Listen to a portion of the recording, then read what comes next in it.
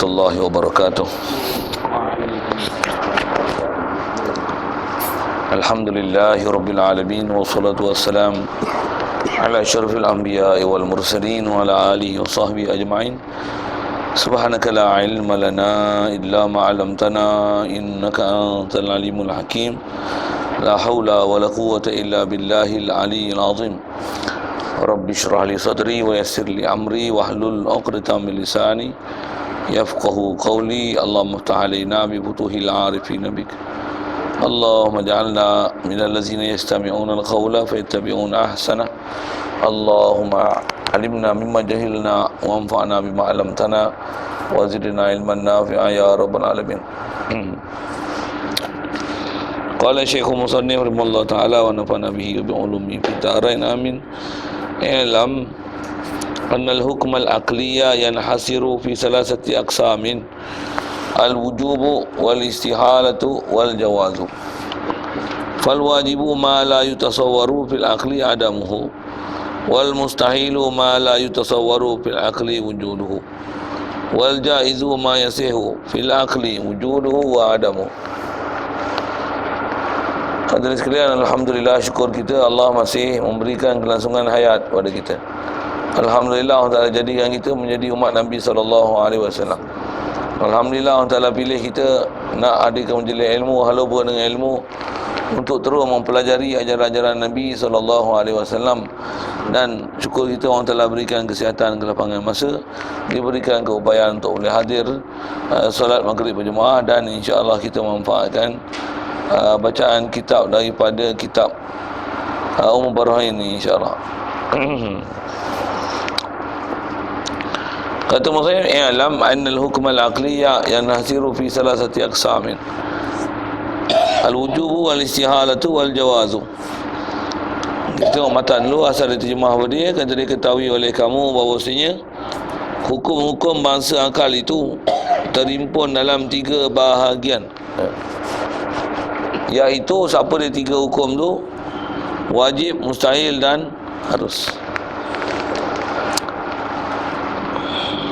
Jadi sekalian, apa yang kita nak sambung ni, nak mula masuk setelah dimukadimahkan dengan bismillah, alhamdulillah, selawat dan salam kepada Rasulullah sallallahu alaihi wasallam. Yang ni istilahnya baru nak masuk permulaan lah.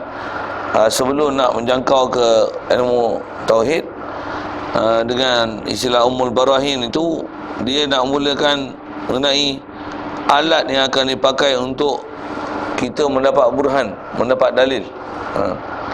Pertama kata dia, i'lam, ketahuilah kamu, anal hukmal aqliya yanhasiru fi salasati aqsamin.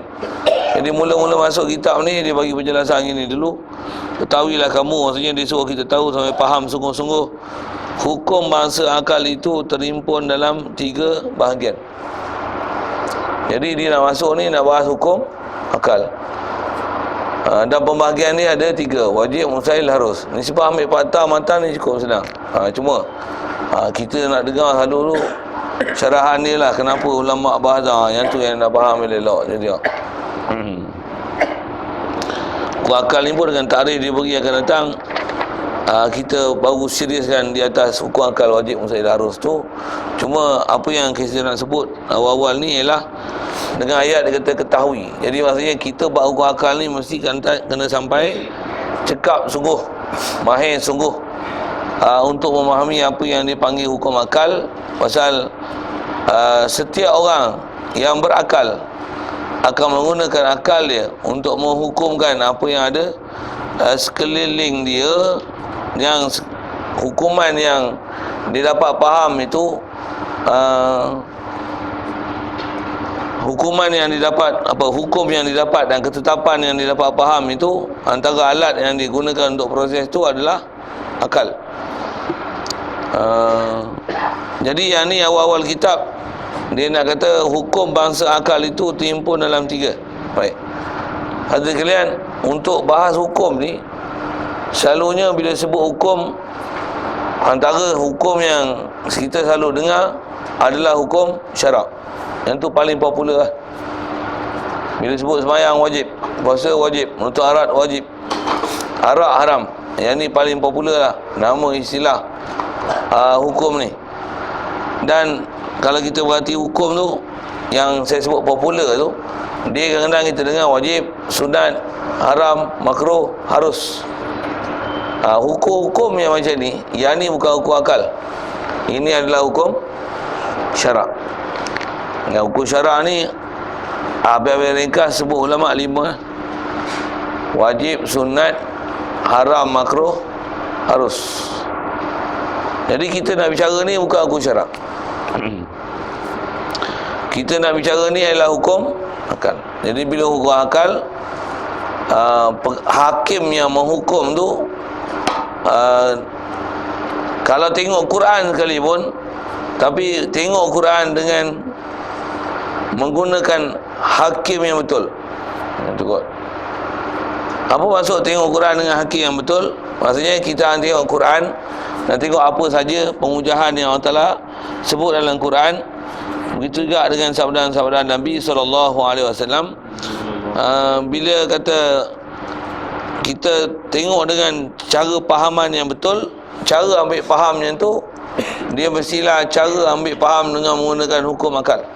Akal adalah alat yang paling besar yang kita akan pakai untuk menilai sesuatu yang terhukum pada kita, adakah benda itu tepat, betul, ataupun keharusan untuk menjadi antara dua perkara, atau menjadi dua perkara. Itu je hukum yang ada pun. Jadi ada yang istilahnya nanti hukum akal ni wajib, mustahil, harus. Pasal akal kita kemampuan untuk berfikir tentang tu. Dan kenapa nak dibahas hukum akal ni sedangkan kita nak belajar ni tauhid? Yang ni nak bagi penjelasan sekali lalu lah. Baik, kena belajar hukum akal ni atas sekalian, kerana setiap kita belajar akidah ni, yang awaluddin ma'rifatullah, kenal Allah Ta'ala ni, semua pembelajaran kita dalam bab akidah ni atas sebut oleh ulama, kita wajib belajar, dengar, faham. Lepas tu setiap apa yang kita faham dan berhujah itu mestilah ada dalil. Tanpa dalil, kita diistilah sebagai taklid. Dan hukum keluarkan diri daripada taklid wajib dalam bab akidah. Sebab akidah ni kita tak boleh taklid. Walaupun kebanyakan ulama ahli sunnah wal jamaah mengatakan memada taklid jika yakin dan tepat akidah itu dengan ajaran ahli sunnah wal jamaah, maka taklid itu memada. Tetapi selalu yang kita tengok ghalibnya manusia yang nama taklid ni, apatah lagi yang tak pernah belajar dalam bab akidah ni,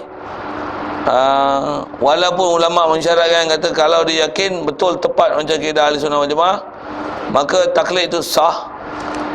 Kalau kita perhati keliling masyarakat kita yang jenis tak ambil peduli dengan bab ilmu agama ni,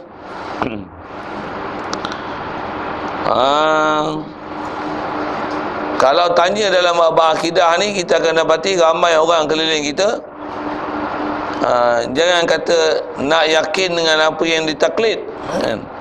Kadang-kadang apa yang dalam hati dia tidak ada apa pun yang dia yakin yang betul mengikut akidah ahli sunnah wal jamaah.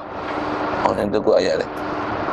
Apa yang dia yakin dalam hati itu tak pernah kena, tak pernah tepat pun dengan akidah ahli sunnah wal jamaah. Jadi bila tak tepat dengan akidah ahli sunnah wal jamaah, maksudnya ada perkara yang kita berpegang dalam hati kita, dalam itikad kita, perkara yang tak menepati kaedah-kaedah yang disebut oleh jumhur ulama. Jadi untuk kita dah ambil faham, adakah kita ni dalam bab tauhid yang kita ambil faham dengan berdalil tu, yang ni yang setiap keputusan yang ada dalam kitab tauhid ni, khususnya setiap maklumat tersebut mestilah kita cuba ambil faham dan gunakan kaedah berfikir. Nanti kita akan sebut nanti satu persatu macam mana untuk kita menyusun ayat tertentu agar pernyataan yang kita faham dan i'tiqad kepada Allah Ta'ala adalah betul tepat. Betul tepat. Dan alat yang kita gunakan untuk pakai menghukumkan dia betul tepat tu, kayu ukur dia adalah akal. Akal. Kita tak pakai hukum syarat wajib, sunat, haram, makruh, harus tu. Pasal bab ketuhanan ni, kita nak faham nanti paling besar la ilaha illallah. Satu. Yang kedua nak kena faham Muhammadur Rasulullah. Dua-dua bab ni Allah Ta'ala bagi penjelasan dalam Quran. Ya Rasulullah sallallahu alaihi wasallam juga bagi penjelasan melalui sabdaan dia. Semuanya adalah menunjukkan dengan kaedah dalil akal dan berfikir. Dia bukan hanya semata-mata bagi hukum ambil telan, tidak. Tapi dengan dengar perhati ayat tu, lepas tu berfikir. Dah dapat fikir tepat, istilahnya dah berjalan, barulah pakai apa keputusan yang dapat tu, dan InsyaAllah yang tu nantilah yang akan menyebabkan seseorang tu dia jadi istilahnya i'tiqad. Pasal apa? Pasal apa yang dia dapat tu dengan yakin, berdalil. Bukan hanya sekadar ikutan-ikutan dengan dengar orang, bahkan dah disuluh sesuluh-suluhnya mengenai hukum hakam yang berkaitan yang InsyaAllah kita bicara nanti. Semua hukum hakam tu dia dapat dengan terang jelas maklumat dan berdalil dengan terang seterang-terangnya, khususnya dalam bab ketuhanan, begitu juga dalam bab kerasulan.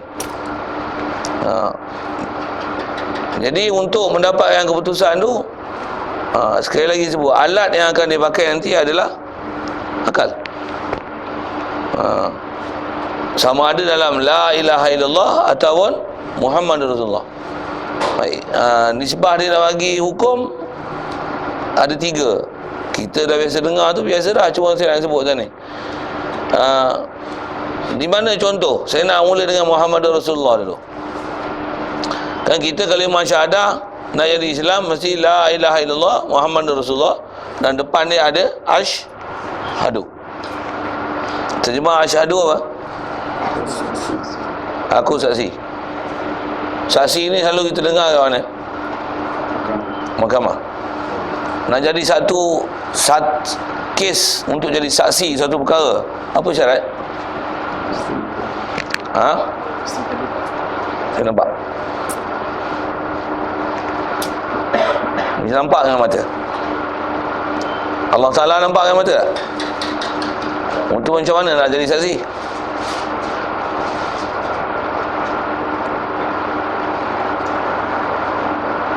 Dah Allah tak nampak, Rasul nampak dengan mata tak? Sekarang ni, masa zaman Rasulullah tu, nampak lah dengan mata. Sekarang ni, tuan-tuan biasa jumpa Rasul. Nak tengok jumpa Rasul Melayu ada lah. Muhammad Rasulullah tak jumpa dah.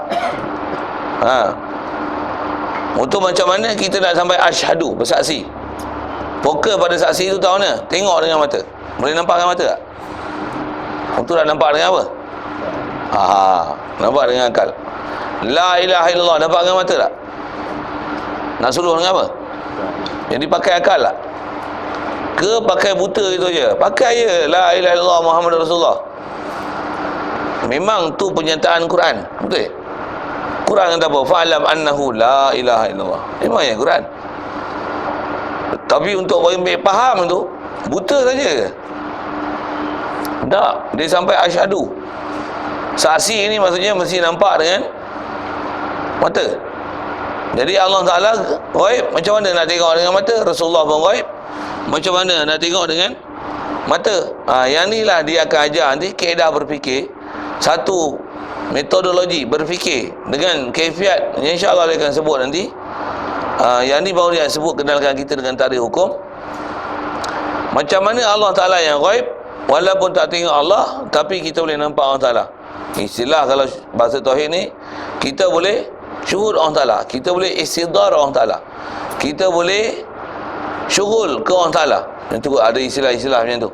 Maksudnya hati kita boleh sibuk ke Allah Ta'ala, hati kita boleh feel ke Allah Ta'ala, hati kita boleh rasa ke Allah Ta'ala, hati kita boleh kenal Allah Ta'ala.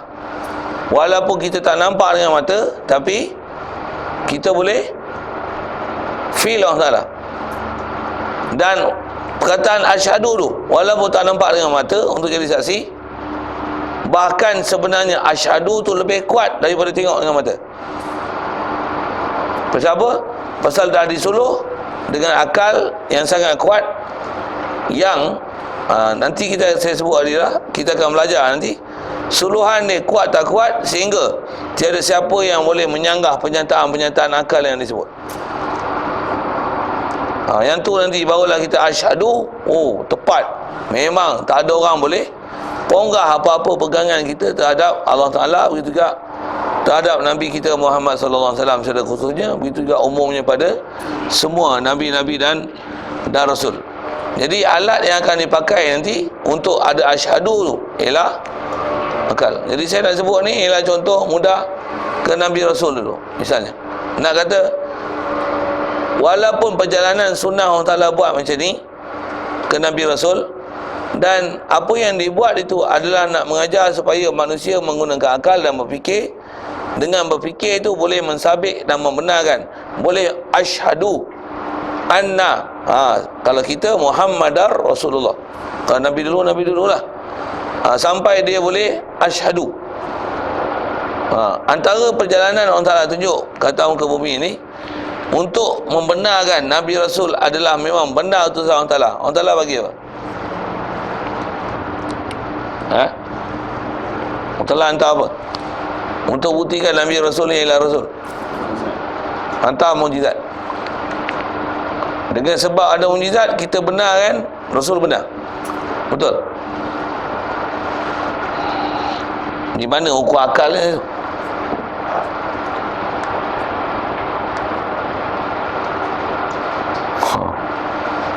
Mukjizat mengajar ukur akal lah. Tongkat boleh jadi ular, adat tak boleh. Sambil ni kita sebut ukur adat sikit. Adat tak boleh, tongkat tak boleh jadi ular, directly tak boleh. Maksudnya apa? Tongkat unsur tumbuhan, tambah dah mati, dia jadi benda yang tak bernyawa. Istilahnya hukum jisim, tu istilah Arab kita lah. Dia hukum jamadat, hukum benda mati. Dah benda mati, boleh tak unsur jamad jadi haiwan? Boleh faham saya kata apa ni? Maksudnya boleh tak batu kayu jadi gajah? Boleh? Untuk jadi gajah macam mana? Mesti daripada unsur haiwan. Daripada unsur tumbuhan pun boleh tak jadi haiwan? Tak boleh. Mesti haiwan daripada sumber haiwan lah. Daripada unsur haiwan pun boleh jadi haiwan. Baik, atas kita sebut proses adat macam ni. Tapi kalau kita tengok betul-betul dan renung dengan akal, kebiasaan dan adat yang ada ni, dia tidak ada lain melainkan hanya adat dan kebiasaan yang bila kita nilai dengan akal, sebenarnya tongkat jadi ular ni, dia bukan benda mustahil pada akal, dia hanya mustahil pada adat. Apa saya nak ajar kat tuan-tuan ni dan saya dah sebut ni ialah nak tunjukkan kepentingan ukur akal. Dan akal ni lah yang antaranya Allah Ta'ala jadikan sebagai alat, dengan antaranya diberikan mukjizat kepada Nabi Rasul supaya manusia ada akal, supaya dengan akal dia boleh proses membenarkan mukjizat. Membenarkan mukjizat berarti membenarkan Nabi Rasul.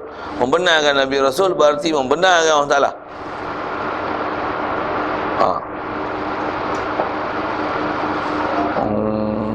Jadi balik pada kita cerita tongkat jadi ular tu. Kalau tengok hukum adat, untuk jadi ular mestilah datang daripada benih ular, telur ular. Betul? Ular makan apa? Ada ular yang herbivore, ada yang herbivore ke? Ada ular herbivore, ada ular carnivore, ada ular omnivore. Tuan faham saya cakap apa ni? Carnivore apa? Saya nak ajar apa ni? Nak ajar tauhid lah ni. Tapi perjalanan ni nak tengok elok-elok satu-satu. Pasal Allah Ta'ala nak bagi tauhid kat manusia, kena hantar Nabi kan. Kenapa gaduh bagi tongkat kat Nabi Musa bagi jadi ular? So fikir ni lah. Ni saya dah ajar kat fikir ni. Allah Ta'ala nak bagi orang beriman kat Nabi Muhammad, Allah Ta'ala hantar Quran, betul tak? Buat apa hantar Quran? Ni so fikir. So gunakan ni. Memang ada benda adat yang mustahil, tapi yang ni akal akan kata ya, dan pasti tak akan berubah ya. Tak akan berlaku di sebalik. Nak ajar ni nak kena hukum akal. Di sebah hukum akal ada 3. Kalau kita dah biasa belajar tauhid, biasa dengar lah tu tak. Kalau tak faham juga tampuk je, pasal bukan payah mana. Tapi saya nak tunjuk ni lah, nak menunjukkan bagaimana perjalanan yang ada dalam syariat, yang Allah Ta'ala mengajar kita. Antaranya saya nak sebut ni pada mukjizat. Nanti saya masuk pada ketuhanan sikit pula, supaya kita boleh proses, dan kita akan mensabitkan Muhammadur Rasulullah. Kita akan mensabitkan la ilaha illallah. Proses alat dia apa? Akal. Alat dia akal. Itu saya tanya, ular nak jadi ular, telur ular, benih ular, mesti daripada ular je. Ular makan apa? Memang ada ular yang makan, itu kata carnivore, omnivore, herbivore kan. Carnivore ni apa? Yang jenis makan daging. Herbivore makan tumbuh-tumbuhan saja. Ada yang omnivore, maksudnya serba-serbi makan. Kita apa? Omnivore ke carnivore. Carnivore contoh rimau, kucing. Omnivore, gaul nasi dia makan nasi, gaul santan, gaul nyo dia makan nyo. Tapi kalau tengok Frisky dia jadi bodoh lah. Frisky ni buat benda apa? Bodoh terus. Tu makan benda moden ni bodoh. Sedap buaya itu. Itu kalau saya sebut ular, begitu jugalah sekeliling kita lah. Apa saya nak sebut tu saja nak suruh berfikir sikit. Baik, bila nak jadi ular mesti daripada benih ular. Kalau ular makan rumput, maksudnya nak jadi benih dia daripada tumbuhan. Dan ular yang kalau carnivore, kalau dia makan katak apa sebagainya, katak makan apa? Makan nyamuk. Nyamuk makan apa? Nanti sekalipun dia carnivore, mesti ada nanti daripada sumber rantaian pemakanan itu daripada yang herbivore, yang makan tumbuhan je. Tumbuhan daripada mana? Daripada tanah. Jadi nak cerita apa ni? Kejadian makhluk ni, sekalipun haiwan, sumber dia akan datang daripada tumbuhan, dan kalau tumbuhan datang daripada tanah. Kalau tengok adat macam mana, semua dia mesti melalui proses. Tanah jadi ular tak boleh, tapi daripada tanah keluar tumbuhan. Tumbuhan ni ada binatang makan. Binatang yang makan tumbuhan ni ular makan. Waktu keluar benih, dapat telur, persejauhan apa, dia akan keluar ular. Jadi ular ni sebenarnya daripada apa? Daripada tanah. Cuma dia melalui proses dan masa. Jadi tanah boleh jadi ular, sebenarnya boleh, tapi melalui proses dan masa. Tapi tanah tak jadi ular tanpa proses dan masa. Jadi yang kita duk tengok selalu ni adalah proses peraturan tanah. Kalau kita sebut pi ular tu, ke ular. Bahkan kalau kita sebut gini kot, semua unsur-unsur haiwan, kumpulan-kumpulan haiwan, sekalipun dia carnivore ke omnivore ke herbivore ke, dia mesti makan tumbuhan dan tumbuhan haiwan lain.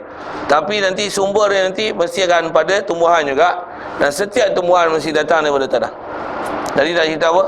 Semua proses haiwan yang ada atas muka bumi ni, dia mesti datang daripada tanah. Betul tak saya punya patah ni? Patah tu patah apa? Bukan akal ke tu? Kan? Tu hukum adat. Tu hukum proses yang kita tengok acap kali berulang. Jadi manusia pun asal daripada apa? Tanah. Tapi tak adalah tanah ambil tu bentuk buat orang jadi orang. Tak ada. Tapi sebenarnya daripada tanah. Daripada tanah jadi tumbuhan. Saya sebut yang pelik-pelik air jadi air darah, jadi air mani. Memanglah prosesnya tu. Tapi last sekali akan jadi manusia. Betul? Inilah proses adat. Inilah hukum adat. Berdasarkan hukum adat, mustahil untuk tanah jadi manusia tanpa proses dan masa. Boleh? Faham? Tetapi memang manusia asal pada tanah sebenarnya. Betul? Jadi pernyataan mengatakan manusia asal pada tanah, betul ke salah? Betul. Hakiki memang asal pada tanah, cuma adatnya mesti melalui masa dan proses. Ular mesti datang juga pada tanah, pasal dia pun melalui proses. Jadi kalau kita kata tanah jadi ular, boleh tak? Sebenarnya boleh lah. Bukan satu benda yang masalah sebenarnya. Boleh. Cuma mustahil dengan adat, tapi harus dengan akal. Boleh faham tak bahasa saya tu? Masa saya nak bawa sekali dua, hukum akal dan hukum adat. Boleh? Faham? Kalau gantung apa tak boleh lah. Saya pun kalau saya ajar gantung, saya letih kat ni. Dia ngantuk sikit. Kadang bila ngantuk sikit nak bagi buah fikir tu dia lambat sikit. Allahu Akbar. Minta orang Ta'ala hilangkan ngantuk tu, takut tuan-tuan lah pula ngantuk. Masa belajar macam ni kadang dia berat sikit, betul tak? Belajar berat dengar itu senang. Saya belajar ni bila dia boleh proses, jangan tak tahu. Jangan tak tahu Belajar bila dia proses. Bila boleh proses, boleh faham, yang tu yang simpan lama tu maklumat. Kalau belajar dengan tak proses, tak simpan tuan maklumat. Tambah pula belajar dengan proses, dan kita dapat proses tu, dan kita dapat satu kalkulasi, dan kita boleh cerita balik ke orang perjalanan macam mana saya sebut ni. Tuan-tuan boleh pakai sampai mati tu. Dan kita tauhid memang nak pakai sampai mati. Dan memang kita khususnya dalam bab ketuhanan nanti memang kena cerah secerah-cerahnya, nak pakai sampai mati. Mula tu bukan pakai masa sembahyang je, bukan masa nak jadi Islam je. 24 jam kita nak sentiasa cerah. Fahaman kita, yakin kita, pegangan kita adalah pada Allah, la ilaha illallah. Pasal apa tu? Pasal ada asyhadu, saksi. Maksudnya walaupun Allah Ta'ala yang ghaib, tapi akal dapat mensabitkan memang cerah, begitu jelas, zahir sungguh, terang sungguh, Allah lah ilah yang tiada siapa jadi ilah melainkan dia. Cuma sagi yang tu baiklah kita cerita bar Rasulullah ni. Jadi Muhammad Rasulullah, kita dah cerita ni ke ular tu pasal nak cerita Nabi Musa. Kalau Muhammad Rasulullah pun tengok nak sebut kaedah berfikir dia. Munasabah tak seorang yang tak boleh membaca dan menulis, tapi boleh mengeluarkan ayat-ayat sastra. Kadang orang boleh membaca menulis pun tak pandai tulis sastra. Jangan tulis sastra, buat karangan bahasa Malaysia biasa, tak boleh. Padahal boleh. Padahal sekolah rendah dah 6 tahun, sekolah menengah dah 5 tahun, 11 tahun. Bodoh lagi, BM tak lulus. Padahal bahasa ibunda ni bahasa Melayu. Boleh faham? Jadi apa? Kalau orang dah pernah lalui pendidikan macam tu pun kadang-kadang tak pandai bahasa ibunda dan tak pandai mengarang menulis. Bayang tengok Nabi kita Muhammad sallallahu alaihi wasallam memang tak boleh membaca dan menulis, dan tak pernah belajar pun ilmu-ilmu untuk belajar buat sastra, buat karangan, buat syair, apalah buat macam prosa, pantun apa, nazam pun dia tak pernah belajar langsung. Dibesarkan pula dalam keadaan yatim piatu. Tak pernah ada menerima apa-apa pendidikan formal kan informal kan untuk sampai kepada tahap tu. Tapi bila dia umur 40 tahun, dia mengaku menerima wahyu daripada Allah Ta'ala melalui malaikat Jibril, yang bila dia baca ayat Quran, semua orang kafir yang dengar ayat Quran tu dan cakap. Nak cerita apa? Saya nak cerita mukjizat lah, cuma dia tak cerita lah ular. Pasal ni bukan cerita Nabi Musa, ni cerita Nabi Muhammad. Cuma pelik. Apa pelik? Macam mana orang yang macam ni boleh cerita sesuatu yang bukan bidang dia? Pula tu apa yang dia cerita tu, macam mana? Sangat hebat. Apatah lagi kalau sebut macam ni. Yang tu baru sebut nisbah sastra apa. Dia boleh cerita langit, dia boleh cerita bumi, dia boleh cerita umat dulu, dia boleh cerita peristiwa akan datang, dia boleh cerita kiamat, dia boleh cerita apa, cakrawala, dia boleh cerita matahari, dia boleh cerita bulan, perjalanan matahari, perjalanan bulan, dia boleh cerita siang, boleh cerita malam, boleh cerita haiwan, boleh cerita lebah, boleh cerita macam profesor siapa tahu. Padahal membaca tak boleh, menulis tak boleh. Memang betul ke dia Rasulullah? Ha? Mana tu? Asyhadu. Siapa? Tak mungkin. Kalau dengan proses adat nak dapat macam tu mesti kena belajar. Pula tu berguru pula mahir, pakar pula. Makan masa tak? Rasulullah tak pernah belajar, tapi dia boleh cerita segala-galanya. Walaupun tak pernah tengok Rasulullah, walaupun kita tak pernah tengok proses-proses macam mana Rasulullah terima wahyu apa, yakin tak memang dia Rasulullah? Kenapa? Akal mensabitkan benarnya dia. Walaupun tak pernah tengok Rasulullah, kita kata asyhadu. Siapa? Kerana apa yang ada dalam Quran, itu disebut Quran. Apa sabdaan Nabi dalam bab hadis, huraian dia, pendetilan yang diberi, tidak akan ada sepatutnya orang yang tak erti membaca dan menulis boleh menghuraikan macam tu, melainkan orang yang sangat pakar. Tapi dia yang tak erti menulis dan membaca menghuraikan perkara tu, menunjukkan bahawasanya apa yang dihurai daripada Quran dan sabdaan dia daripada hadis adalah bukan datang daripada dia, mesti datang daripada Rabbul Alamin. Asyhadu anna Muhammadar Rasulullah. Boleh kot sekali lalu saya sebut nikah itu. Itu juga macam Nabi Musa. Kalau ular, mesti datang telur ular apa-apa dan sebagainya. Kalau zaman tu ada sihir sekalipun, hebat, tukang-tukang sihir boleh buat ular juga daripada tongkat apa dan sebagainya. Tapi mai tengok ular Nabi Musa macam mana? Bukan macam ular biasa, memang luar biasa. Kalau dengan hukum adat, kalau sihir pun, sihir sebenarnya masih ikut hukum adat, dia masih proses. Siapa belajar, dia kena dapat buat. Itulah sihir. Tapi bila tengok ular Nabi Musa ni pelik.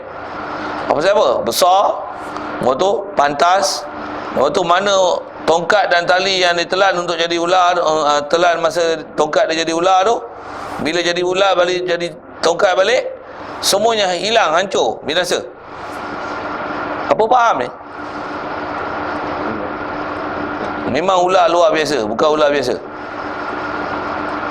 Manusia boleh buat. Memang bukan daripada Nabi Musa. Pasal Nabi Musa bukan sihir. Jadi tak cerita apa, boleh berfikir lah tu. Apa dia? Memang ini ialah Rasulullah.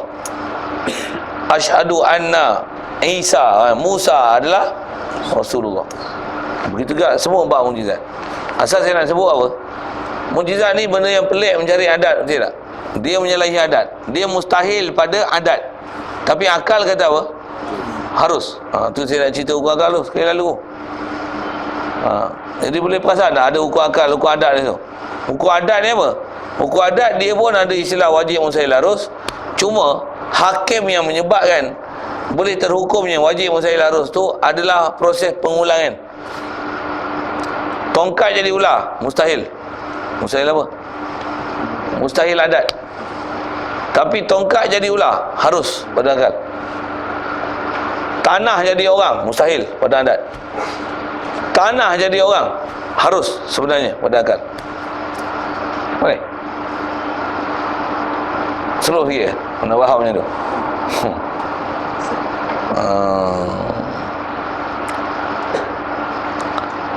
Jadi asal saya nak cerita ialah pada Muhammad Rasulullah, Allah Ta'ala beri mujizat. Mujizat itu adalah supaya kita ada keupayaan berfikir dengan akal bahawasanya benar Nabi Muhammad ni ialah utusan Allah Ta'ala. Betul ke? Nak suruh berfikir tu. Pasal kalau tak bagi mujizat, kalau agak-agak ada orang terima Nabi Muhammad adalah Nabi Rasul. Kenapa tak ada? Tak ada dalil. Tak ada benda yang manusia tengok dia boleh berfikir dan boleh proses, benar dia utusan Allah Ta'ala. Tak ada. Tapi bila ada mujizat, boleh berfikir. Kalau manusia macam ni, dia datang ayat Quran, bagi satu huruf je, Qaf. Pak Arab dengar tercengang gila lah. Ma wajadna hadza fi abaina al-awwalin. Kami tak pernah dapat tok nenek moyang kami duk sebut benda macam ni sebelum ni. Tambah pula sebut ayat-ayat yang 3-4 huruf. Tambah sebut 5 huruf tu. Kaf ha ya ain sad. Dengar kepala surah Kahfi dia pun apa ni dah. Surah Kahfi lah silap sebut. Surah Maryam. Pening apa? Pelik. Pelik. Untuk nak kata sihir bukan sihir. Nak kata tok nujum bukan tok nujum.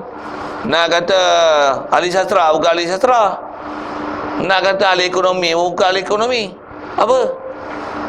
Dia pun tak dakwa dia macam tu. Dia dakwa apa? Anni Rasulullah. Jadi perkara yang mencari adat tu, dia akan mendatangkan satu kaedah berfikir apa dia? Dia ni pelik. Pelik tu mestilah datang bukan daripada dia. Dan luar biasa.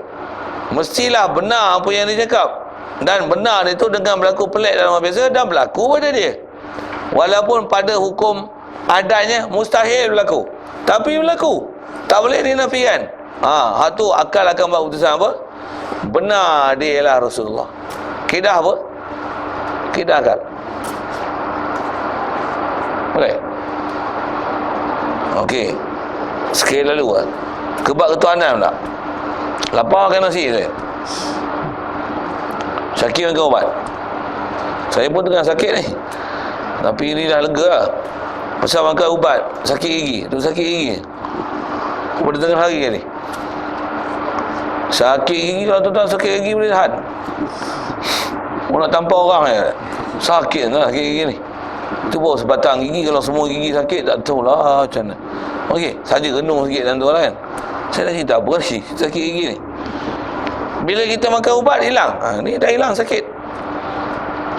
Siapa bagi hilang sakit? Allah ke ubat? Macam mana boleh gigi orang salah? Jawab.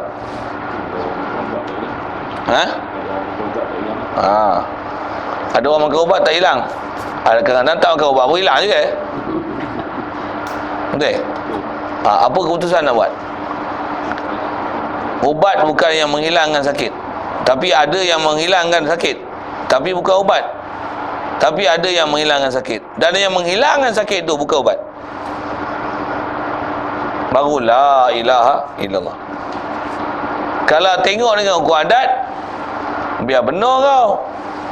Takkan Allah yang bagi hilang sakit, sedangkan kau sakit makan ubat. Bila sakit makan ubat, hilang sakit, ubatlah bagi hilang sakit. Faham saya apa? Itu hukum apa tu? Itu hukum adat. Bab akidah ni tak ada hukum adat. Dengar elok. Bab akidah tak ada hukum. Hukum adat tak dipakai untuk i'tikad. Pasal dalam bab i'tikad ni semua hukum akal. Semua hukum akal. Dengar elok. Tak ada satu hukum adat. Semua hukum akal. Satu, siapa jadikan langit bumi? Allah. Siapa bagi kita kenyang? Bukan makanan ni. Sikit lagi kaedah berfikir. Kalau makanan boleh bagi kita kenyang, tuan-tuan fikir. Makanan ni dia memang ada daripada sumber tumbuhan, daripada sumber haiwan, betul tak? Tapi bila dah sembelih, haiwan tu tak jadi haiwan lah. Dia akan jadi daging. Bila daging ni dipanggil jamadat, benda yang tak bernyawa. Tumbuhan pun dah kita potong, kerat, masak, dia tak jadi tak bernyawa, dia tak hidup, betul tak? Dia panggil istilahnya jamadat, benda makhluk tak bernyawa. Boleh faham? Atas alam ni orang Ta'ala buat makhluk ada 4 kategori ya. Jamadat, nabatat, hayawanat, insan. Boleh faham? Saya cakap apa? Jamadat ni apa? Batu, kayu, galian, apa sajalah jenis benda tak bernyawa ni. High level sikit, tumbuhan pasal dia boleh membesar, boleh buat makanan sendiri, boleh fotosintesis, tapi dia tak boleh bergerak. Lagi bagus haiwan, macam apa? Dia boleh membesar, boleh cari makanan, dan dia boleh bergerak daripada satu tempat ke satu tempat. Tapi bodoh, tak ada akal. Akal pun ada, akal cari makan, cari tempat tinggal, cari bini. Itu je akal yang ada pada dia. Akal untuk proses lain dia tak boleh. High level lagi. Siapa? Insan. Tengok. Kalau kita makan nasi, makan ubat menyembuhkan. Makan nasi menyembuhkan. Cuba tengok, siapa high level? Insan ke batu makanan? Makanan sini tau. Makanan high level ke kita high level? Takkan makanan menyembuhkan kita dan mensihatkan kita? Ya betul. Kita lagi tinggi martabat daripada tumbuhan, makanan. Takkan makanan menyihatkan kita? Makanan menyihatkan kita? Makanan mengenyangkan kita? Betul, kepala otak kau letak mana?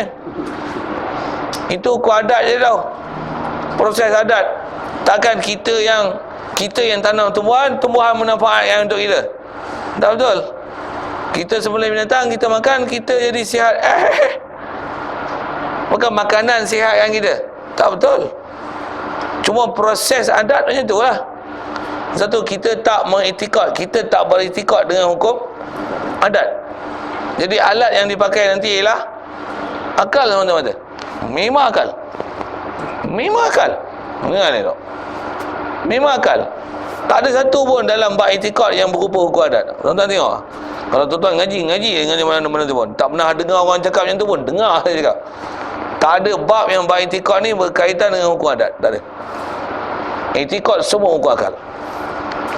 Semua hukum akal. Itu tengok rezeki. Kita kalau tengok rezeki, main mana rezeki kita? Kita kerja, tanam pokok, lagi memukat, apa saja aktiviti kita buat lah untuk dapat duit lah. Itu ke bagi rezeki kita? Kalau kita tak tuluh dengan hukum akal, dengan tengok hukum adat, itulah wujud rezeki.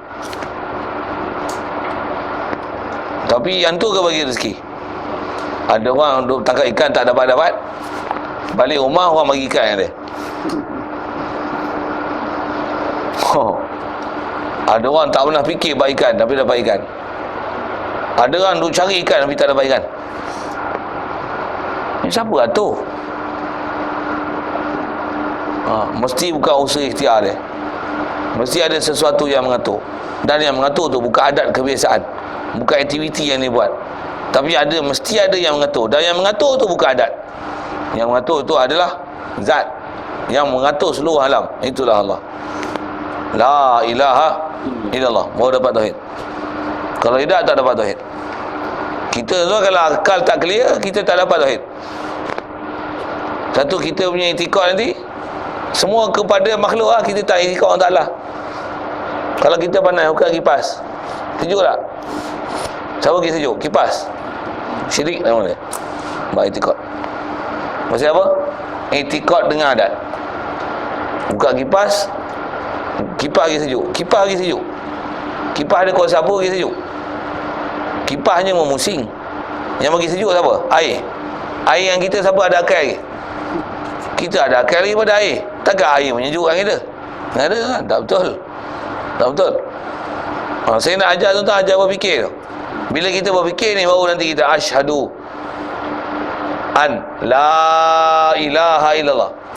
La ilaha ni dari segi layak disembah, dan selayaknya untuk kita iktikad dan berpegang bahawasanya dialah menunaikan segala hajat dan keperluan kita. Tiada lain melainkan hanya Allah. Walaupun lapar, kita makan nasi, kita kata apa? La ilaha illallah. Yang boleh tunai hajat kita, tiada lain melainkan Allah, bukan nasi. Walaupun lapar, kita makan nasi. Yang ni yang kita nak belajar nanti akan datang ni. Cuma saya duk syarah tu, syarah apa tuan-tuan? Nak tunjukkan perjalanan nak dapatkan fahaman kalimah La ilaha illallah Muhammadur Rasulullah adalah menggunakan perjalanan akal.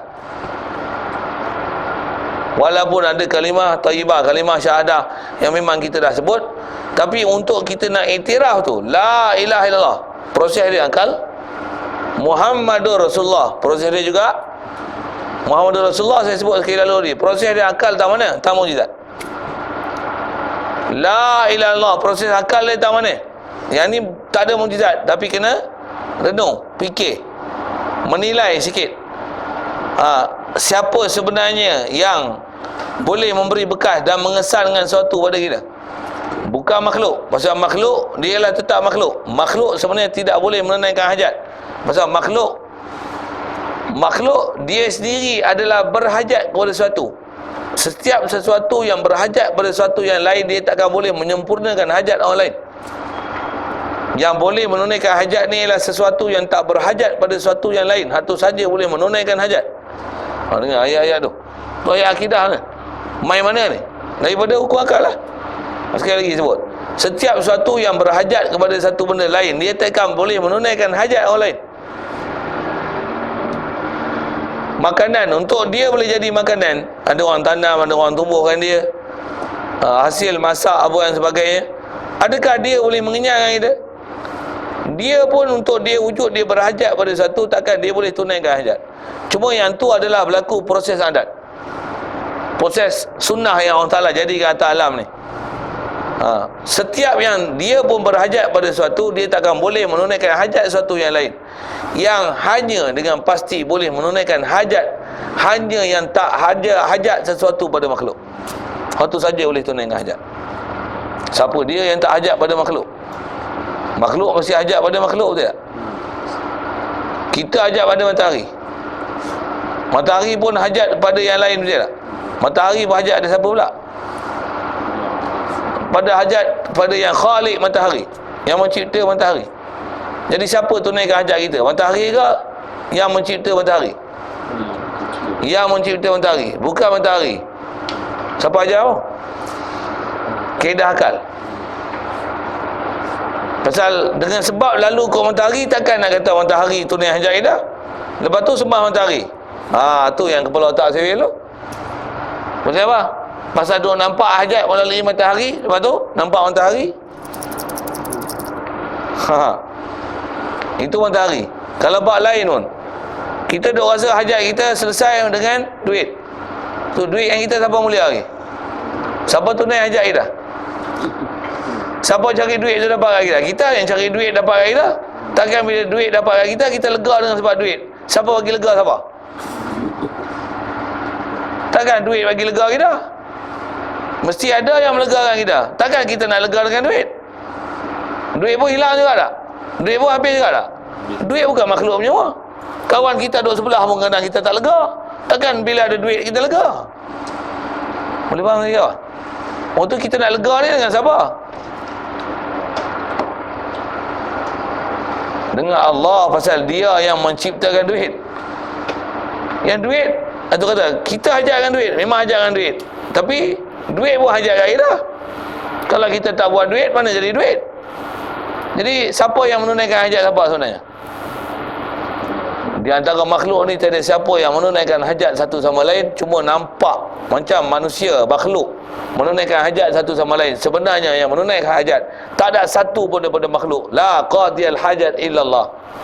Tak ada siapa yang boleh tunaikan hajat melainkan hanya Allah Ta'ala. Yang ni tauhid yang kita nak belajar.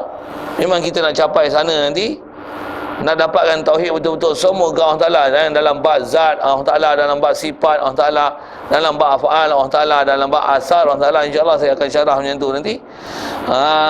Jadi belajar hukum akal ni apa? Supaya kita boleh menilai dan mengenal apakah dia akal itu dan hukum akal tu. Pasal kita bila tak kenal hukum akal, kita akan balik berhukum pada hukum adat. Tuan-tuan mata tak nampak buat spek. Spek bagi kita nampak. Spek kaca kan. Takkan kaca boleh memanfaatkan kita, betul tak? Kita yang buat kaca kan. Buat pun kita water dia buat jadi. Takkanlah kaca ni, terima kasihlah kaca pasal hang bagi nampak aku. Okey macam tu. Sewil tak? Sewil. Nak betul macam mana? Allah yang bagi aku nampak, lalu ikut kaca, lalu ikut spek mata. Baru betul akidah. Kita panas, mandi, sejuk, bestnya air, makasihlah air, bodoh. Tak faham hakikat apa sepatutnya untuk kita rasa terima kasih. Siapa terima kasih? Allah yang bagi aku sejuk, lalu aku air. Takkan nak syok ke air? Boleh faham nak sebut apa tu? Ni hukum apa ni? Inilah hukum akal. Satu ulama dulu tuan, pernyataan yang nama akal tak akal ni, mana yang adat, mana yang tambah nanti bab ketuhanan, dengan tajamnya akal mereka itu, mereka memang tiada nampak lain dalam kehidupan ni melainkan hanya lihat Allah Ta'ala. Dalam kehidupan ni hanya lihat Allah Ta'ala. Pasal apa? Itu yang kita nak belajar tauhid, la ilaha illallah. Pasal kita bila tak faham tauhid, itu yang kita duk nampak ada selain pada Allah Ta'ala boleh memenuhikan hajat kita. Kalau katalah kita isteri, tak ada kerja apa-apa, suamilah duk pergi makan. Kalau suami mati macam susah hati tak? Jawab tengok. Susah hati tak? Susah hati. Pasal apa? Duk rasa suami lagi makan. Cuma mati suami tengok. Ada makan lagi tak? Ada lagi. Jadi siapa yang makan? Waktu duk iktikad kat suami bagi makan tu siapa? Salah tak? Suami pun benda mati juga, betul tak? Kita pun benda mati. Itu siapa yang bagi kita hidup, kita boleh bagi rezeki ni? Siapa yang atur ni? Suami. Lalu ikut suami. Tak ada suami ni, suami lain. Dia tengok suami lain tu lagi kaya ada suami hak lama. Contoh. Saya tak doa mati siapa-siapa lah. Jadi kata doa mati pula. Tapi saya dah kata, kalau yang ni kaya sekalipun, bukan orang kaya tu yang bagi rezeki tu. Cuma lalu kot dia. Sebab dia kahwin yang kita. Contoh misalnya, siapa bagi rezeki? Allah dah atur siap azali lagi. Kalau tak kahwin pun, tengok Jabatan Kebajikan main hantar welfare. Itu orang kampung bagi bantuan. Orang ni bagi zakat. Siapa yang bagi sebenarnya? Siapa buka pintu hati dia untuk bagi duit kat kita ni? Tengok kita meniaga nasi lemak je pun. Dia kata nasi lemak janda ni sedap mana? Contoh. Saya tak tahu janda mana. Jadi siapa yang buka pintu hati kita nasi lemak janda ni sedap? Tak memang sedap pun. Siapa yang bagi manusia rasa sedap? Nampak kut tangan janda, nasi lemak janda, siapa bagi rezeki sebenarnya? Allah. Kadang-kadang ada orang masak sedap pun orang tak beli-beli kan? Kadang-kadang nasi lemak tak sedap pun orang beli makan kan? Beratur lah tu. Macam Pizza Hut. Sedap kan? Beratur macam orang bodoh dah lah. Nama orang putih saja usik-usik hidup sikit kan? Nak kata apa ni? Kalau kita tak belajar tauhid dengan la ilaha illallah dengan fahaman betul, kita akan faham yang bagi rezeki siapa? Makhluk. Padahal kita disebut la ilaha illallah tu, kena nampak lah sepatutnya Allah yang bagi rezeki. Tapi tak nampak siapa? Pasal kita tak lalu betul-betul tauhid. Antara yang tak cerah atas apa kita dah bicara ni, pasal akal kita tak pernah disuluh untuk dipaham, untuk kita dapat betul-betul hakikat makhluk ni apa dia. Pasal makhluk adalah tetap makhluk. Makhluk takkan jadi Tuhan. Satu pernyataan hukum yang besar tu.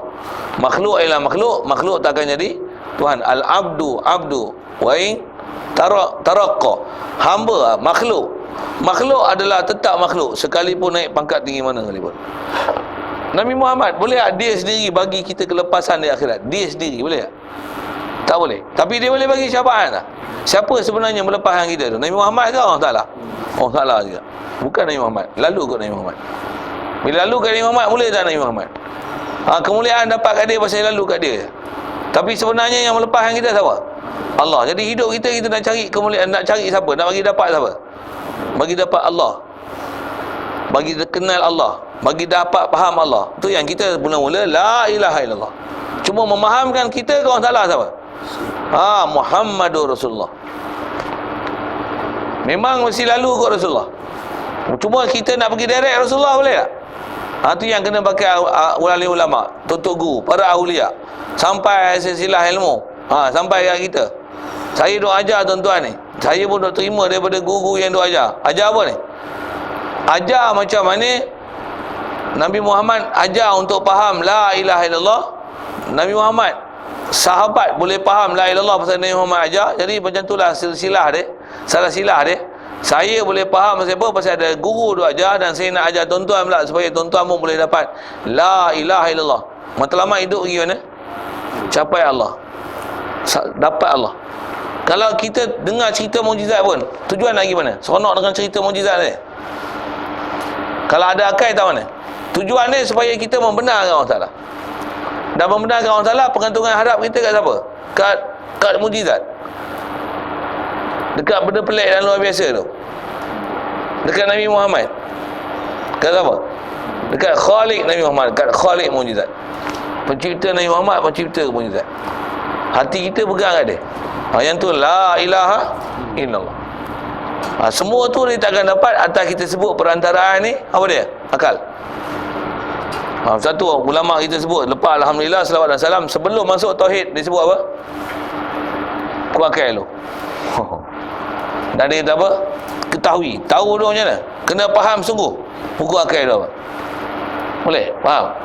Agak-agak boleh kenal tak? Mana akal dan adat? Jadi akal nak kenal adat ni macam mana? Dia melalui proses pengulangan. Buka kipas berangin. Betul? Makan garam masin. Air mendidih panas. Air beku sejuk. Tu. Adat ke akal? Adat. Api kena air padam. Adat tak? Tapi ada tak dalam api, dalam air ada api? Tak, saya tengok. Nanti saya WhatsApp lagi.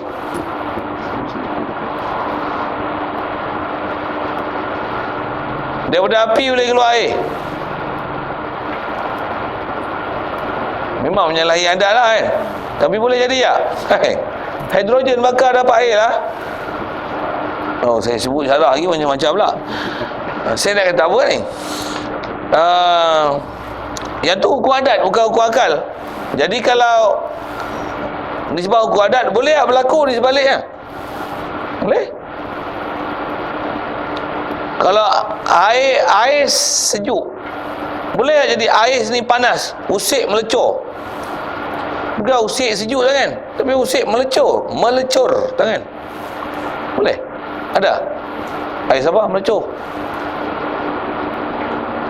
Nak tahu apa benda? Karbon dioksida kering. Untuk usik melecur tangan, walaupun dia sejuk, untuk bekukan, kekalkan suhu satu tempat yang kecil. Kalau dulu aiskrim orang bawa dalam naik motor basikal apa tu, dia akan bubuh kepingan karbon dioksida kering, yang kalau kita buat dalam air dia akan jadi bubuh. Dia rupa macam ais saya pun, tapi tuan-tuan pegang dengan tangan, melecur tangan tu. Tak tahu. Tak tahu. Saya reti kalau tu. Saya nak cerita hukum adat dan apa yang menyalahi adat tu ya. Orang dulu bawa peti tong aiskrim tu, macam mana dia punya air tu boleh sejuk? Dia buat air batu ke? Dah bukan buat air batu kan? Dia bubuk, diisi dengan karbon dioksida kering. Dia berbentuk ais tu. Panggil nama dia karbon dioksida kering. Lah ni tak ada dah, tak bisa nampak orang nak pakai benda tu pun. Kalau ada pun peti-peti 5 bubuh, memang bubuh air batu lah ni. Apa dia? Bubuh apa? Karbon dioksida kering tu. Ada ya? Dia mau cari mana? Yang naik motor, jual aiskrim motor tu. Tahulah, dia mau cari mana? Tak tahu. Tak tahu dah. Kita beli sini di Kelang. Kerja aiskrim potong. Dalam pun tu. Dia kalau bubuk ais tak boleh, pasal dia tak akan turunkan suhu. Cerita apa ni? Cerita hukum adat. Cerita hukum adat. Bila adat dia menyalahi adat. Yang tu adat. Bila akal macam mana? Akal dia satu benda yang mesti. Sikit je. Nak bagi contoh kata hukum akal. Pasal akal ni lah kita akan pakai dalam keseluruhan bab uluhiyat dan bab risalat. Maksudnya bab ketuhanan dalam bab kerusulan, untuk boleh kenal Allah Ta'ala. Pasal Allah Ta'ala ghaib. Saya dah sebut awal. Betul tak Allah Ta'ala ghaib? Tapi boleh nampak dia sebenarnya. Memang tak nampak dengan mata, tapi boleh nampak dengan apa? Dengan akal. Saya selalu bagi soalan ni, walaupun dah selalu sebut, saja nak sebut sekali lagi, pasal kok mudah faham dan supaya nak nampak suluhan tu. Kita ada tak? Macam mana kita boleh ada? Dulu tak ada boleh tak? Dah akan tak ada. Jadi ada tak yang mengadarkan kita? Yang mengadarkan kita tu ada ke tak ada? Ada. Wajib ada ke harus ada? Ke mustahil ada? Harus ada? Wajib ada? Kenapa wajib ada?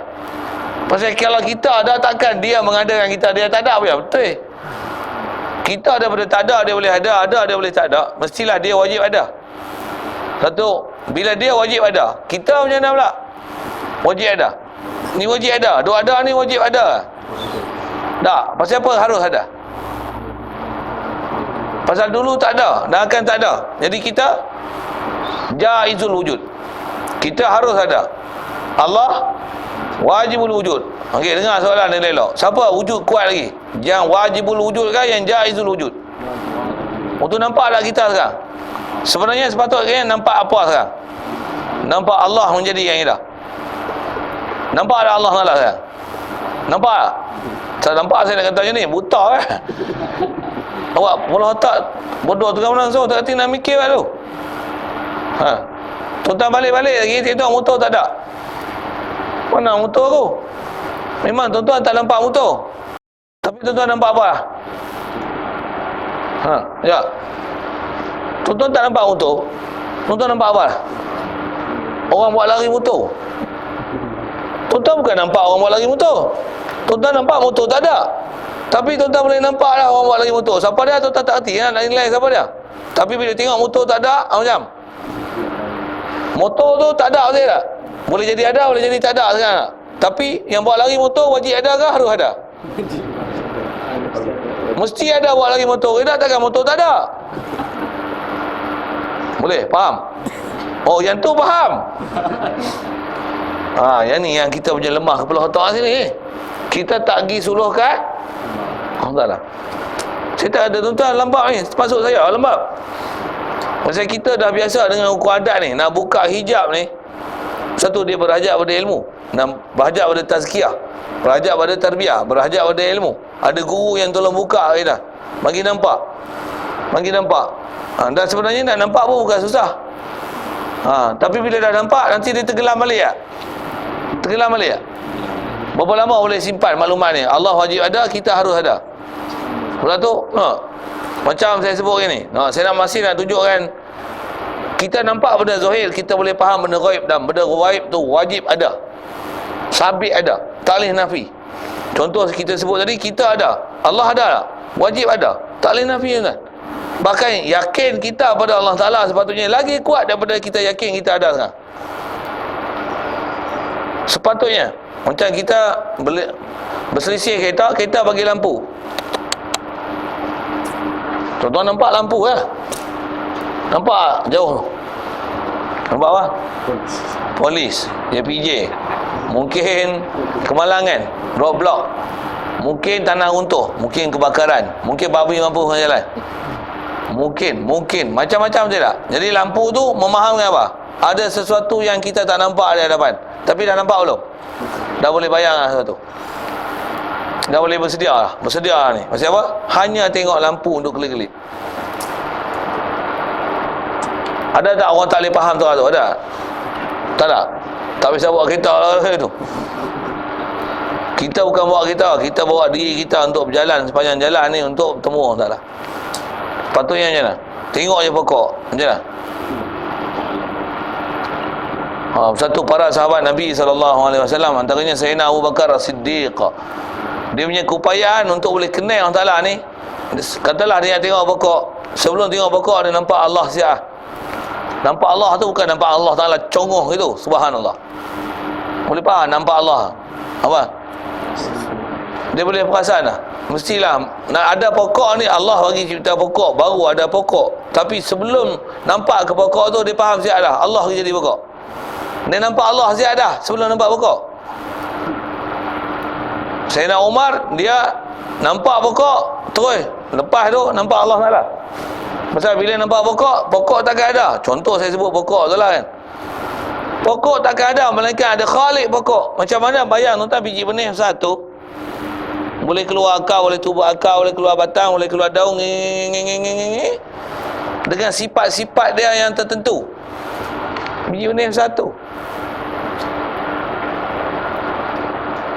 Takkan tak boleh nak faham yang ni mesti ada sesuatu. Takkan pokok bagi hidup, tanah bagi besar pokok, air bagi besar pokok. Adat ada orang tak?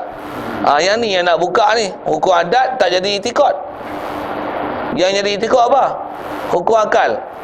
Bukan air yang bagi hidupkan pokok. Bukan tanah bagi hidupkan pokok. Bukan baja bagi hidupkan pokok. Bukan kepada sidar hidupkan pokok. Tidak. Siapa bagi hidup pokok? Proses adat mesti perlu tanah, haba, cahaya, air. Yang ni adalah faktor-faktor menyebabkan berlaku kehidupan pada tumbuhan. Ini faktor hukum adat. Itu bukan hukum akal. Hukum akal apa? Bila pokok hidup, bayang biji benih benda mati boleh hidup kan? Mesti ada yang menghidupkan dia. Siapa yang boleh menghidup ni? Air boleh menghidup. Lalu ku air, lalu ku cahaya, lalu ku haba, lalu ku tanah. Yang menghidup siapa? Allah. Baru betul fahaman tauhid. Baru betul la ilaha illallah kita tak betul tauhid. Satu, kita kalau duk pegang hukum adat, selama itulah kita duk dalam keadaan tak betul akidah kita lagi pada la ilaha illallah, kita duk pegang ke makhluk. Satu, kalau sikit dah sebut dalam latihan, macam mana kita nak bagi tabat tauhid ni? Dia tak kata kita faham hukum akal ni. Pasal saya duk syarah ni, syarah hukum akal je. Nah, hukum akal ni dengan saya syarah hukum akal ni dapat tauhid lagi. Memang kita nak dapat tauhid dengan proses hukum akal ni lah. Satu, bila kita dahaga, nak kena minum air betul tak? Siapa bagi hilang dahaga? Bagi bubuh hatu dulu. Hatu jangan bagi silap. Allah bagi hilang dahaga. Tapi kita minum air tak? Pasal apa minum air? Pasal Allah juga perintah kita minum air. Pasal dia tak kata kalau minum air minta lah kat aku, tak minum air pun tak apa. Tak. Dia tak ada ajar tu. Disuruh minum tak? Disuruh buat asbab tak? Asbab pun disuruh buat mesti munasabah dengan apa yang kita nak dapatkan hasil, betul tak? Tapi bagi itikad betul, siapa yang buat semua? Allah. Jadi bagi bubuh dalam hati kita. Perjalanan hidup kita ni, apa saja kita nak buat, ingat semua. Apa dia? Kalau kita dahaga nak minum air, siapa boleh hilang dahaga? La ilaha illallah. Untuk nampak air, minum. Bismillahirrahmanirrahim. Aku minum dengan nama Allah. Dah minum hilang dahaga. Nak rasakan air ke rasa Allah Ta'ala? Sebutlah tadi Allah yang bagi hilang dahaga, bukan air. Kalau tak hilang dahaga apa? Kata apa? Allah yang bagi hilang. Nak ikhtiar lagi macam mana? Minum air lagi. Tiba-tiba tak hilang juga, Allah yang bagi hilang, bukan air. Hilang dahaga. Tu nak menunjukkan air memang bukanlah hilangan dahaga. Kalau air bagi hilang dahaga, siapa minum hilang dahaga? Tambah pula kita cari-cari air, tak dapat air lagi. Allah. Kita jalan tengah panas ni, apa-apa belakang kita tak ada, buka-buka laci tak ada, ayat tak ada. Allah dahaganya. Allah yang bagi hilang dahaga kita. Lalu kat kelapa sawit dah tu, tak ada kedai apa-apa, lapar air. Allah bagi hilang dahaga. Lalu sampai 3 jam lepas tu tak dapat air. Itu dah tak dahaga lah. Macam alhamdulillah, Allah bagi hilang dahaga, bukan air bagi hilang dahaga. Confirmnya. Yang ni yang kata bila Allah Ta'ala jadikan hal yang ada kat kita macam ni, dapat tauhid tak? Kita nak dapat hal macam ni lah dalam kehidupan. Pasal setiap perjalanan kita, baik ke buruk ke, dahaga ke, kenyang ke, lapar ke, apa saja, senang ke, sakit ke, semuanya bawa kita kenal Allah Ta'ala. Antara alat dan proses dia apa? Hukum akal. Satu dia syarah hukum akal tu. Kalau saya cerita hukum akal ada 3 wajib mustahil haram pun, tu tahu kan gimana pun dia. Tapi nak bawa tu pergi situ. Dan kalau saya cerita tu pun sebenarnya tuan-tuan dah kenal lah wajib mustahil harus tu. Boleh? Betul tak? Tu yang dia kata terimpun dalam 3 bahagian, iaitu wajib mustahil harus. Pasal akal kita ada keupayaan menilai 3 ni. Satu, pada Allah Ta'ala nanti kita nak faham la ilaha illallah. Ada 3 sifat Allah Ta'ala yang kita kena tahu. Sifat wajib Allah Ta'ala, sifat mustahil Allah Ta'ala, sifat harus pada Allah Ta'ala. Pasal apa ada 3? Si hakim ni akal. Bar Rasul pun nanti sifat wajib bagi Rasul, sifat mustahil bagi Rasul, sifat harus bagi Rasul. 3 saja. Maksud apa? 3 hukum akal. Kita nak itikad Allah Ta'ala dengan hukum akal, kita nak itikad Allah Ta'ala dengan menggunakan ke Rasulullah pun dengan perantaranya hukum akal. Jadi alat yang dipakai ialah hukum akal. Alat yang dipakai hakim yang menghukumkan dia nanti ialah akal. Dan bila sebut akal tu apa dia? Dia akan bagi takrif panjang nanti. Nak baca tu jadi menarik sangat. Macam tujuan kita nak bicara macam ni, dan apa saya nak bicara kat tuan-tuan tu nak menunjukkan akal benda besar dalam kita nak mengenal Allah Ta'ala. Satu, kalau Allah Ta'ala sendiri nak ajar dalam bab ketuhanan, supaya kita boleh kenal Allah Ta'ala, kekuasaan Allah Ta'ala, ayatullah, tanda-tanda kekuasaan Allah Ta'ala dan sebagainya. Allah Ta'ala suruh buat apa? Dah. Dia suruh fikir tak? langit, bumi, siang, malam, betul? Disuruh fikir gerhana, betul? Buat apa tu? Nisbah peraturan alam hukum sebab satu hal. Gerhana bulan pasal apa, gerhana matahari pasal apa. Sebut bilang mudah-mudah gitu. Jadi nak dapat apa tu? Tujuan nak dapat apa tu? Itu proses adat. Nak dapat lagi apa? Mesti ada yang mencipta matahari dengan perjalanan tertentu, peredaran tertentu, dan perjalanan dan peredaran dia sangat tepat dan sangat halus, sangat teliti, sangat cermat dan sangat teratur, tak pernah tersilap, sehingga manusia boleh kira perkiraan dia. Dan yang mengatur semua tu tiada lain melainkan ilah Rabbul Alamin, itulah Allah. Nak pergi dapat itu. Kalau kita boleh dapat itu, yang ni kita digelar sebagai, ada istilah ayat Quran macam ni, inna fi dzalika la ayatin liulil albab. Orang yang dapat kenal Allah Ta'ala dengan proses macam ni, ini adalah orang ulul albab. Ulil albab. Apa ulul albab? Zawil uqul, maksudnya orang yang punya akal fikiran.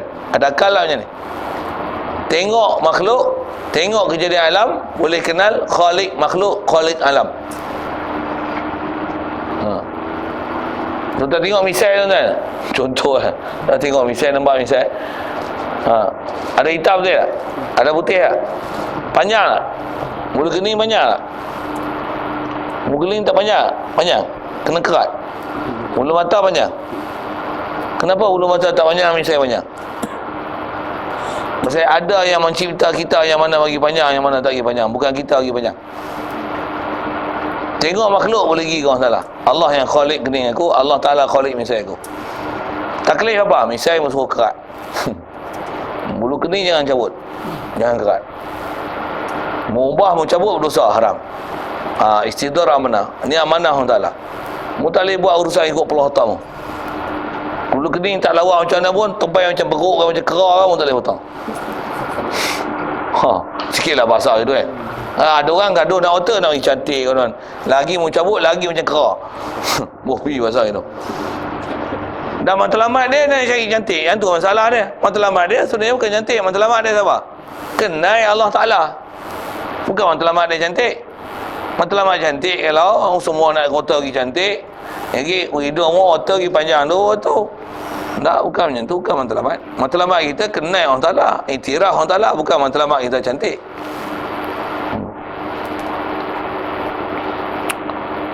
Jadi itulah kalau disebab hukum tu tiga, takrif nanti dia bagi akan datang, kita jumpa akan datang insya-Allah. Fal wajibu. Yang ni memang dia nak khas bicara takrif lah. Dan sekali lagi nanti insya-Allah kita akan bergumul dengan hukum akal ni. Lepas tu baru nak masuk satu-satu nanti sifat wajib pada Allah Taala. Dan tuan-tuan akan perhati ni insya-Allah sampai akhir kitab apa dia? Semua dia ajar kaedah berfikir. Dan dengan berfikir tu kita kenal Allah Taala. Satu, Wahabi takut kita mengaji sifat 20 macam ni siapa? Saya cerdik. Kita guna akal. Taklah itikad macam Wahabi hak bodoh. Wahabi itikad dia bodoh tak? Allah Ta'ala duduk di arah. Allah Ta'ala ada muka. Allah Ta'ala ada tangan. Tak kelakar itu. Allah Ta'ala ada mata. Mata yang layak dengan dia. Okey tak? Ni. Satu bila kita mengaji macam ni, kalau insya-Allah dia tak boleh kacau kita. Kacau ke mana pun. Biar betul Allah Ta'ala duduk di arah. Arah makhluk. Allah Ta'ala buat arah, takkan dia duduk di arah. Dia nak buat kelakar tu. Betul arah kalau dia tak buat, takkan dia duduk tak ada tempat duduk tu. Jadi hajatkan dia pada tempat duduk yang layak. Kalau kata arah tak ada, di mana layak dia duduk? Dia layak dengan dia lah. Kalau gitu kan duduk di arah lah. Kalau duduk di arah, dia ambil makhluk, manfaat pada makhluk. Duduk yang layak tak betul, duduk di layak tak layak makhluk ke Allah Ta'ala untuk dinisbahkan kata Allah Ta'ala duduk di makhluk dia. Tak betul. Siapa hajat kat siapa? Allah hajat kat Allah makhluk ke? Makhluk hajat kat Allah Ta'ala. Allah berhajat bersemayam duduk di arah ke? Allah arah yang berhajat pada Allah Ta'ala untuk Allah cipta arah. Takkan Allah Ta'ala cipta arah untuk dia? Subhanallah. Ni tak boleh lawan. Macam apa? Kita dapat kaedah akidah yang betul. Itu kaedah berfikir. Ayat Quran ada tak sokong? Ada. Tu yang Wahabi dia tak nak bagi kita ngaji sifat 20. Satu dia nak bagi serangan Wahabi je lah. Dia hantam dulu sifat 20, orang tak mengaji sifat 20, tu dia lontar pahaman Wahabi. Pakai ikut Wahabi habis. Satu siapa dia ngaji sifat 20 tak ada ikut Wahabi, siapa ikut pula memang dia tak faham sifat 20 itu.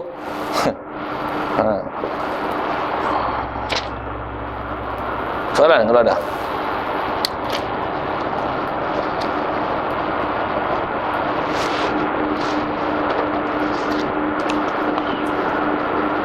Tak ada, kita masuk fikir sikit insya-Allah.